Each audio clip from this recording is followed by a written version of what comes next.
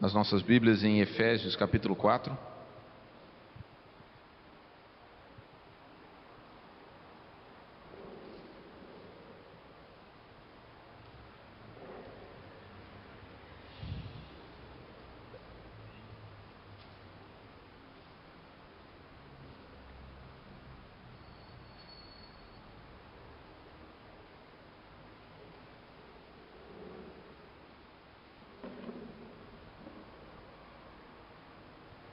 A carta de Paulo aos Efésios, capítulo 4, vamos ler dos versículos 11 até o 16.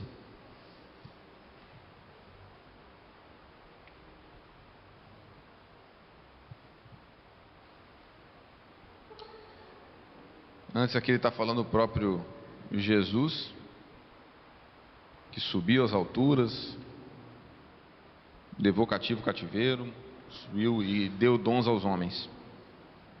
E aí no versículo 11 ele fala, e ele mesmo é o próprio Jesus.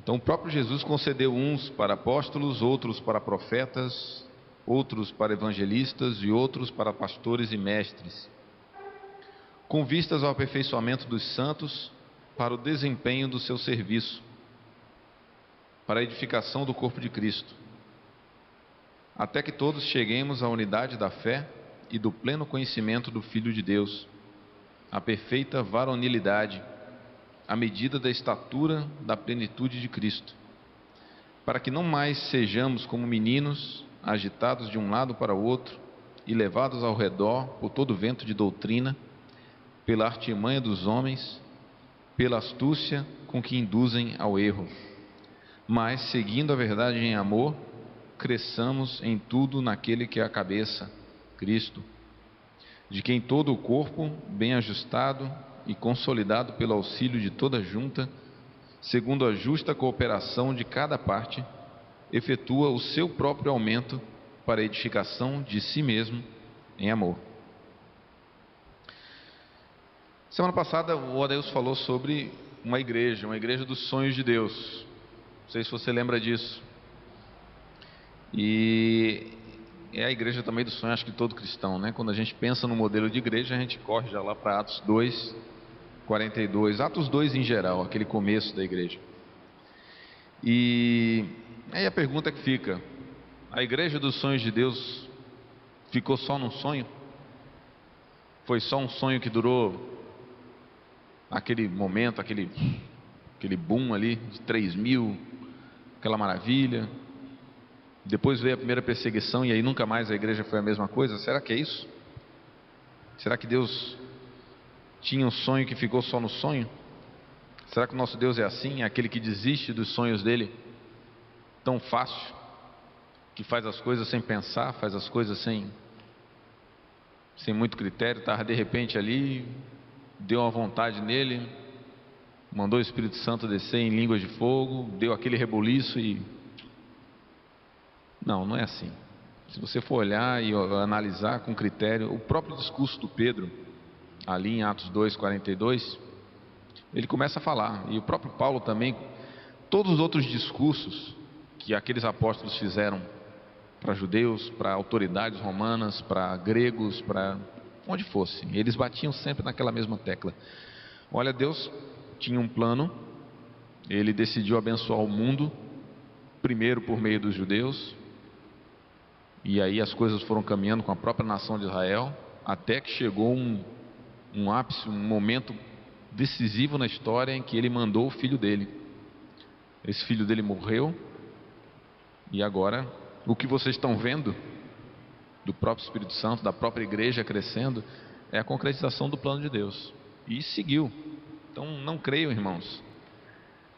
A gente não pode ficar com aquela ideia de que aquela igreja em Atos foi um bom começo que simplesmente se perdeu e a gente nunca mais consegue alcançar aquele estado de devaneio, aquela lua de mel da igreja. Isso é um engano. A gente precisa entender que, como eles mesmos falaram, a igreja ela é um plano de Deus, um plano na história. Ele primeiro mandou Israel, e a história de Israel mostra bem que é uma novela, né? Com muitos capítulos, com muitos altos e baixos, com muitas idas e vindas, muita intervenção do próprio Deus, até concretizar aquele plano dele, na plenitude dos tempos, em todo aquele contexto de história do Império Romano e tudo mais, ele mandasse o filho dele. E depois, não para. Essa história não para. Teve uma outra pregação que eu falei que Atos termina mais ou menos abrupto, né? Se você for olhar Atos 28, ele termina de uma vez assim, do tipo, tá, e aí? E eu creio que essa ideia é proposital para, e aí, você continua escrevendo a história, né? A história da igreja continua, não parou em Atos 28, não parou em 70 depois de Cristo, não parou quando o último apóstolo morreu. Continua. O próprio Deus tem colocado a mão dele na história. E eu gosto muito desse texto aqui em Atos, em Efésios. Esse trecho aqui de Efésios, porque para mim ele fala bastante sobre isso, sobre essa estratégia, sobre esse plano de Deus, o que ele fez. Porque ele não deixou sem direção, ele não deixou a gente sem base. Ele deixou uma estratégia, deixou um plano. E é um plano diferente, ansiado. Pedro mesmo fala num outro trecho ali, em 1 Pedro 3, se eu não me engano, que ele fala que a pregação do Evangelho, assim, o que eles estavam trazendo, os apóstolos estavam trazendo, era uma coisa aguardada. Ele diz que os anjos ansiavam saber que plano era esse de Deus, que Deus tinha em mente para salvar a humanidade. E quando veio, que coisa, Deus escolheu eu e você para edificar a igreja dele. Arriscado, né? Ele não podia ter feito, sei lá, mágica, mandado anjos. Por que não é um anjo que está aqui pregando para a gente? Por que não vem por telepatia as coisas? Por que não vem aquela manifestação da glória de Deus todo dia, todo domingo aqui? Por que não vem isso? Estranho, né? Por que ele escolheu gente? Por que ele escolheu eu e você, pessoas comuns, normais, totalmente normais? E eu falei disso um pouco lá na outra pregação sobre Tiago. O próprio Tiago fez questão de desmistificar o próprio Elias, que era, para o judeu, Elias é Elias. Até hoje, nas tradições judaicas, nas festas deles, eles deixam a porta entreaberta e uma cadeira vazia. E é para isso. É porque se Elias voltar, ele não vai ter que nem bater na porta. Ele entra e tem o lugar dele já ali. Então o próprio Elias, que é isso tudo, o próprio Tiago disse, olha, é gente como nós. E esse é o ponto. São pessoas comuns cuidando de pessoas comuns. E aí, como é que é isso? É desse jeito que Deus pensou aqui. Vamos ler, vamos continuar lendo então, voltar a ler um pouquinho mais devagar essa carta aqui que Paulo colocou. O plano de Deus, em primeiro lugar, é para edificar a igreja dele. Ele não tem a igreja dele feita passe de mágica, não é. A ideia, como ele diz aqui, aperfeiçoamento dos santos. E quando ele fala aperfeiçoamento dos santos, né, a igreja não está restrita a uma pessoa, não é só quem tem santos no nome, né? Então não é só para a sua família, é para toda a família de Deus, é para cada um, para o desempenho do seu serviço, para a edificação do corpo de Cristo. Paulo também ele bate muito nessa tecla. Pedro também na carta dele fala sobre a edificação de um edifício espiritual feito de pedras vivas, que são pessoas, que são chamadas, que são aperfeiçoadas, e elas vão sendo os próprios tijolinhos que vão construindo essa casa. Quando foi falado aqui hoje que você está na casa de Deus, esse prédio físico, ele não é a casa de Deus, tá bom? A casa de Deus ela é feita com pedras vivas. A casa de Deus ela é feita com pessoas. E se você está aqui hoje na casa de Deus, é porque pessoas estão reunidas, pessoas estão aí juntas como ele fala aqui, como um corpo. O outro exemplo que Paulo usa muito é de um corpo, cada um feito de muitas partes, mas todas elas estão ligadas e ajustadas, formando um corpo que faz sentido. Não é a mão ligada no pé, não é aqueles quadros do Picasso, não, aquela coisa cubista, toda troncha. É um corpo bem ajustado. E isso, tudo isso, corpo, edifício, são figuras para a gente tentar caber na nossa cabeça, que basicamente é isso: pessoas juntas, organizadas pelo próprio Deus, no molde do próprio Deus, vão fazer esse plano dele. Isso é ousado. Isso é ousado. Mas Deus escolheu fazer isso. Os anjos queriam saber que ideia era essa que Deus tinha. Mas com a igreja, a partir de Atos 2, naquele começo que todo mundo adora, todo mundo tem como modelo, e é para ter mesmo, é a nossa referência. Mas a gente não precisa ficar naquela de quando é que vai voltar algo daquele tipo. O plano de Deus está aí, e a matéria-prima de Deus está aqui. Somos nós, está aí, nessa cidade, em algum lugar. E é isso que Deus vai usar. Os anjos estão para ajudar, o Espírito Santo está para guiar isso tudo. Mas a matéria-prima são pessoas. A matéria-prima que vai construir esse edifício, que vai fazer esse corpo, está aqui. Não vai sair de outro lugar. Esse é o plano de Deus, é que Ele colocou aqui. E a estratégia que Deus usou foi usar pessoas, mas ao mesmo tempo conceder dons. Ou seja, Deus não deixou sozinho, não deixou a gente com a nossa cabeça só. E tudo que Ele está falando antes, de que Jesus subiu, desceu, né? Primeiro desceu, mas depois subiu às alturas, levou cativo o cativeiro e concedeu dons aos homens. Então, em primeiro lugar, a gente não está sozinho. Para edificar essa igreja, a gente não vai seguir a nossa própria cabeça.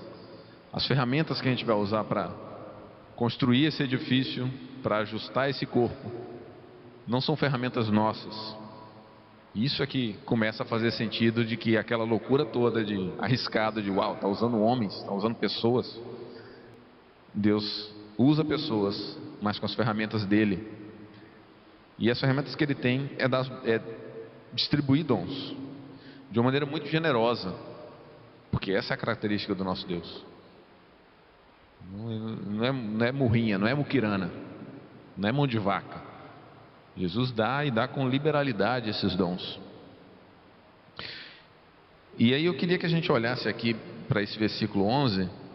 E aí é o grande risco que eu posso estar correndo, mas eu não quero polemizar. Eu queria que a gente olhasse para esses versículos aí, esse versículo 11, mais como isso, como dons que Deus, o próprio Jesus, distribui no meio do corpo, do que um cargo, tá bom? Porque normalmente quando a gente lê esse versículo 11, a gente pensa num cargo, num nome, numa etiquetinha que eu vou ter aqui, um título que eu vou carregar e ficar me orgulhando dele. Mas não parece bem assim. Então quando ele fala, e ele mesmo, o próprio Jesus, concedeu uns para apóstolos, outros para profetas, outros para evangelistas, outros para pastores e mestres. Eu queria que a gente começasse e analisasse esse versículo aqui como isso, como dons distribuídos, e não como um cargo, não como uma coisa que a gente tenha que ficar agora perguntando: quem que vai ser o apóstolo aqui? Eu vou nomear você? Eu sou o profeta. Eu sou mestre, eu consigo ensinar. Não vamos pensar assim. O mundo pensa assim. O mundo religioso, ele gosta disso. Ele gosta de cargo, ele gosta de título, ele gosta de aparecer. Mas a igreja que a gente vê lá em Atos 2,42 é bem diferente disso. Ela é aquela que foi ensinada por Jesus, que diz: quem quiser ser o maior, que sirva. Quem quiser crescer, que meta a mão na massa, que esqueça esse negócio de título. Os discípulos de Jesus estavam brigando por título, né? Quando Jesus falou isso, foi naquela coisa bem humana da peixada, né? Chegou a mãe, a esposa do Zebedeu, a mãe do Tiago e do João, chegando para Jesus, chamando de lado: ai Senhor, quando o Senhor estiver lá no reino, e vier o teu reino, o Senhor coloca um do lado, do outro. Dá para dar aquele cargo especial para os meus filhos aqui? Jesus: não é bem assim. E os outros, quando viram isso, estavam furiosos. E aí começou aquela discussão entre eles sobre quem era o maior e tal. Aí Jesus chegou ali: olha gente, deixa eu ensinar para vocês como é que funciona na igreja que vocês vão começar. Foram aqueles 12 que começaram. E aqueles 12 aprenderam bem a lição. E eles seguiram, e eles fizeram o que Jesus disse para ele fazer. Eles usaram os dons que o próprio Jesus deu para cada um deles. E eles seguiram fazendo. E eu creio que, mais do que ficar pensando nessa questão se tem título, se não tem, é na necessidade da igreja, que ela precisa desses dons para funcionar como Deus quer. Quando se fala no dom de apóstolo, eu penso naquele dom de direção, de foco. Toda igreja precisa de direção, toda igreja precisa de rumo. E eu creio que essa própria decisão que foi feita, de dividir o ano em 5 semanas, em 5 temas, 10 semanas cada um, a gente trabalhar esses temas aqui na pregação, isso é direção. Então isso é um dom apostólico. Ah, mas a gente tem um apóstolo aqui? Não vamos ficar pensando nisso, não vamos botar cargo nas pessoas. Mas a gente precisa de direção. E eu creio que o próprio Deus pode inspirar as pessoas, pode trazer capacidade, discernimento, sabedoria, talentos que Ele já deu desde sempre, e fazer essa igreja ter rumo. Ele quer que essa igreja tenha rumo, não quer? Você duvida disso? Então a igreja precisa desses dons apostólicos, precisa dessa capacidade de ver com clareza e vamos andar por aqui. Como isso vai se manifestar? Vamos deixar o cargo do próprio Deus, mas vamos usar esses dons. Não vamos ter medo deles não, tá? Não vamos confundir uma coisa com a outra. Profetas também é complicado. Começa logo com as duas mais complicadas, mas vamos lá, vamos seguir na ordem. Quando eu penso em profecia, eu penso muito em palavra específica. Vamos pensar naquele profeta do Velho Testamento. Por que ele existia? Por que Deus chamava e nomeava alguém para a profecia? Era dentro daquele contexto, como eu falei, de uma caminhada na história. Deus tinha um plano, Deus chamou um povo e guiou esse povo até a vinda do Messias. Esse era o plano de Deus. E esse povo, de vez em quando, fazia o que queria, e era aquela coisa, mas Deus não deixava esse povo sem resposta. Vez após vez, e aí onde está escrito o nome de cada um deles: Ezequiel, Isaías, Jeremias, até os mais menos conhecidos, Abacuque, Naum, por aí vai. Mais do que aqueles nomezinhos que nem o Odailson falou para você ficar conhecendo se é profeta maior ou menor, o que esses caras fizeram ao longo de 700 anos na história de Israel, ou mais, foi chamar o povo de Deus de volta, foi trazer aquela palavra específica de edificação, de correção, de puxada de orelha, de ânimo, de trazer uma esperança. Ah, vocês estão no cativeiro, mas lembra, Deus vai tirar vocês daqui. E trazia uma palavra específica. Eu creio que a gente precisa disso também. E sem alardes, sem coisas mirabolantes, eu já vi isso na igreja acontecendo ao longo da minha caminhada cristã. Eu já recebi de irmãos palavras de consolação bem específicas para mim, palavras de correção. E às vezes eu vejo esse dom muito na Clarice. Ah, mas mulher e tal. Então, entende? Não é cargo, gente. Não é ela ter que vir aqui subir e ter que ficar metendo o dedo na cara de ninguém. Deus me mandou falar isso aqui. Isso é coisa de homem. É essa loucura de você ter o cargo de profeta e dizer que é o porta-voz de Deus. Esquece isso. Eu estou falando de você no seu dia a dia receber isso do próprio Deus para edificar a vida do outro irmão, mas para edificar mesmo, não é para ficar manipulando ele, não é para ficar aparecendo, mas de trazer uma palavra de edificação, de consolo, de conforto, de direção, Eu já recebi, eu já fui muito edificado por isso. Já percebi que algumas vezes recebi um pouco disso e pude edificar a vida de irmãos. Isso é maravilhoso. É maravilhoso ver que é parte disso. E não tem cargo. Não vou dizer que agora eu tenho essa palavra para você, para você, para você. Não é assim. Não é assim. Não é assim que funciona.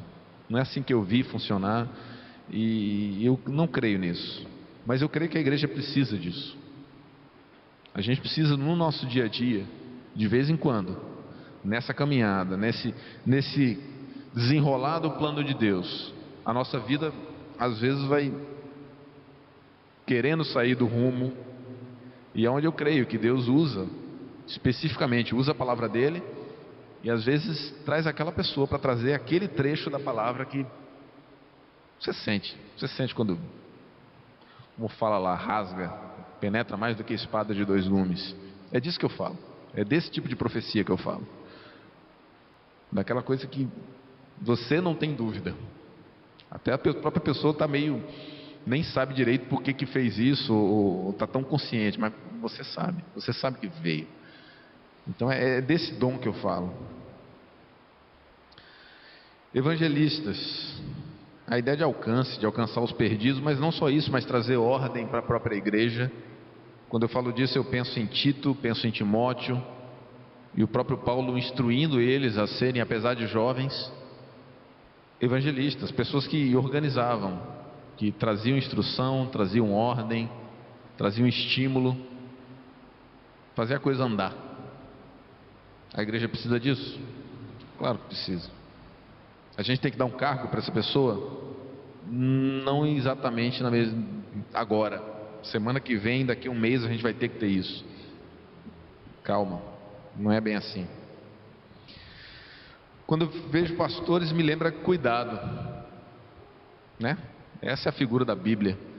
Pastor é o que cuida, pastor de ovelha, e nisso tem um monte de referências na Bíblia que fala sobre isso.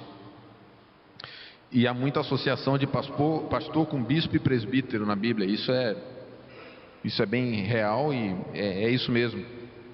Então, mas aqui não fala do cargo de pastor, que a pessoa também gosta pra caramba, né?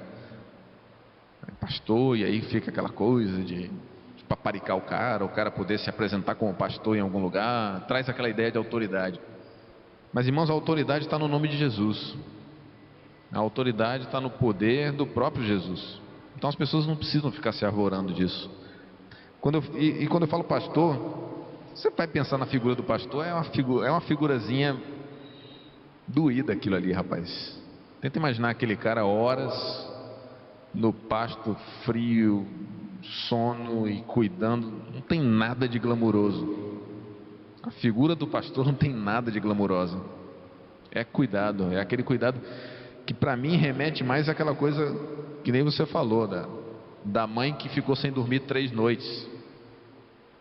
E quando eu falo aqui, eu não falo de título, eu não falo daqui a mulher chegar e eu sou a pastora fulana de tal. Não, é ela fazer aquele cuidado. Então, é algo que cabe muito para mulheres. Acho que é a figura talvez mais feminina aqui, o dom mais feminino, apesar de homens deverem fazer isso também, e os presbíteros são a personificação disso, desse cuidado de Deus com a igreja.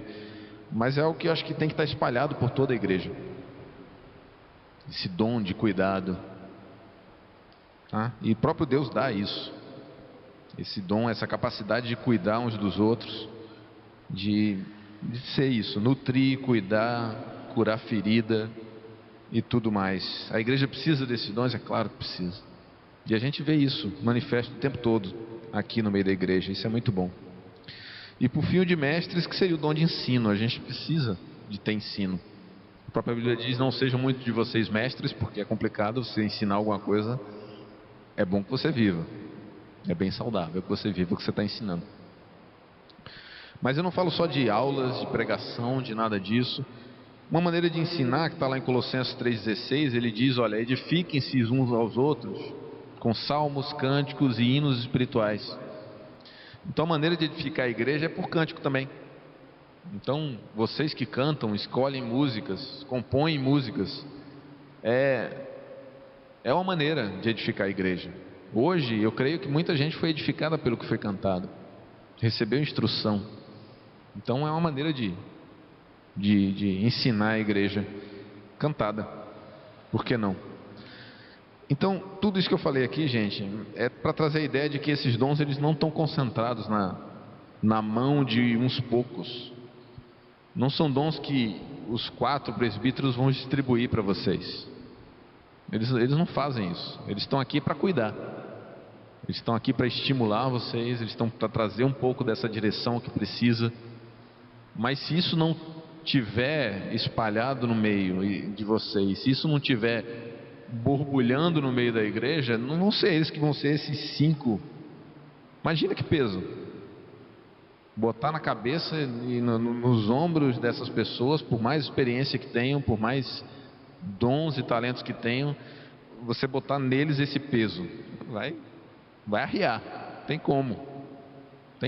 Pobres das esposas também que vão ter que aguentar eles e seu suporte para isso. Não dá, gente, não dá para ser nos ombros de 4 famílias, nem se dobrar, nem se triplicar o número disso, tá? É algo que está distribuído. A realidade que esse texto mostra é que o próprio Jesus chegou e distribuiu isso. Só que, como não sei se vocês já viram, tem aquele texto que fala que na loja de Deus a pessoa foi lá comprar, pediu um monte de coisa, aí recebeu uma caixinha desse tamanho. Tá, mas tudo que eu pedi está aqui? E aí o anjo que estava nessa loja dizia: aqui nessa loja a gente só vende semente, a gente não... bom proveito. E essa é a ideia. O que o próprio Jesus distribui são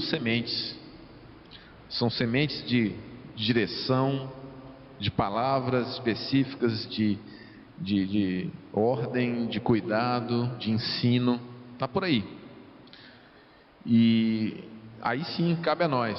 O próprio Deus, ele dá a chuva, ele dá a semente, mas cabe a nós ter um trabalhozinho de cultivar, de multiplicar essa semente ao longo da nossa vida.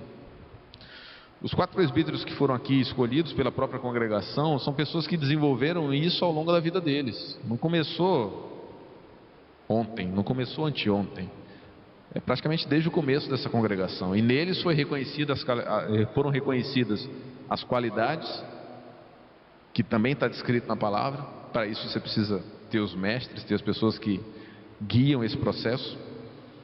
Neles foi reconhecida essa qualidade que permitiu, aí sim, dar uma posição, dar um nome e chamá-los de presbíteros. E eu creio que é da mesma maneira. Esses dons eles já foram distribuídos, porque, como eu disse, o plano de Deus ele está andando. Deus não está de braços cruzados. Jesus não está lá no céu de figura decorativa. Ele fez o que fez e hoje ele é o nosso advogado, e ele também é aquele que distribui dons. Ele está distribuindo. Se você quiser pedir, pode pedir. Ele vai decidir dar, mas eu creio que Jesus é bem generoso e ele está muito interessado no crescimento da igreja dele.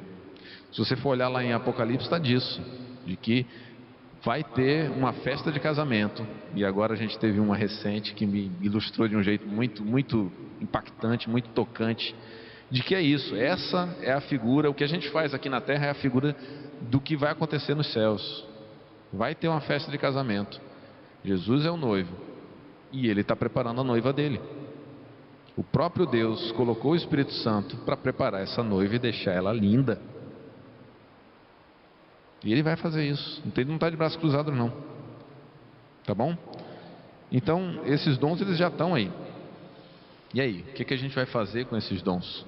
Como a gente vai trabalhar esses dons?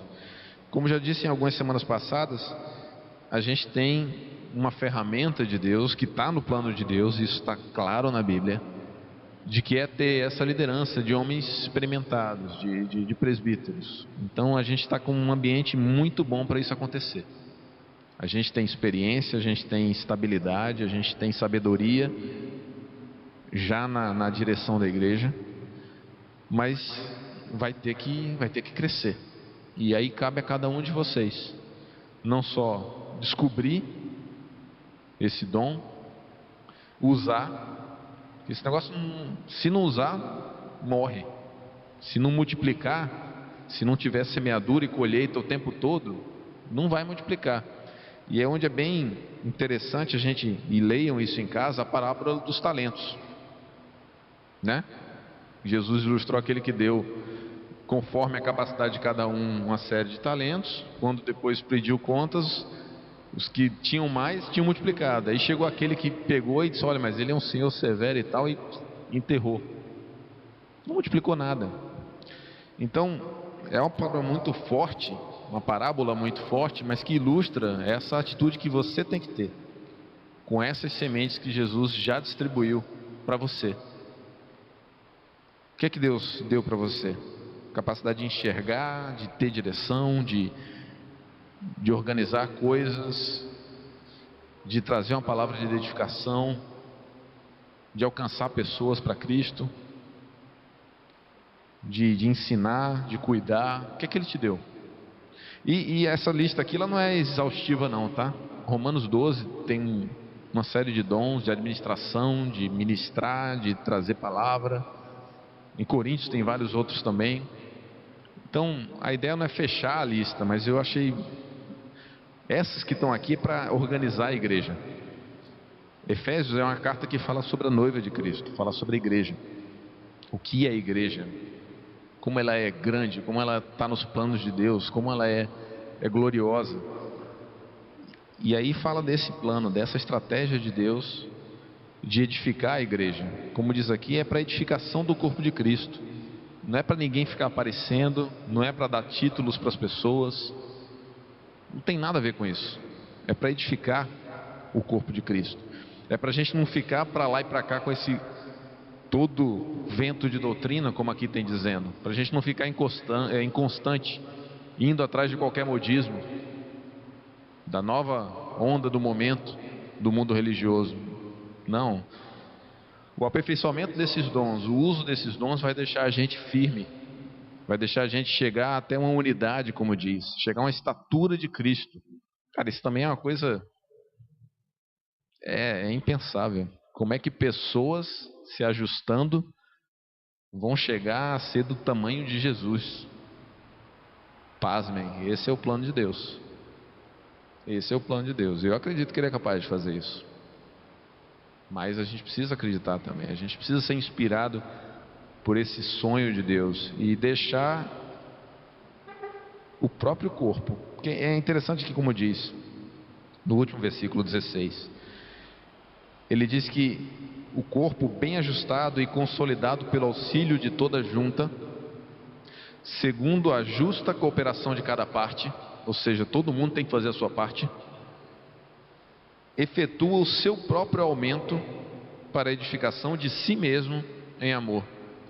É o próprio corpo que vai crescendo. Como é que você faz? O que tem para uma criança crescer está no próprio corpo dela. Aí vem vindo alimento e aquele próprio corpo vai se multiplicando, vai se ajustando, vai crescendo e está ali dentro. Está tudo ali dentro. Então, nesse plano aparentemente louco, mas maravilhoso do nosso Deus, está isso.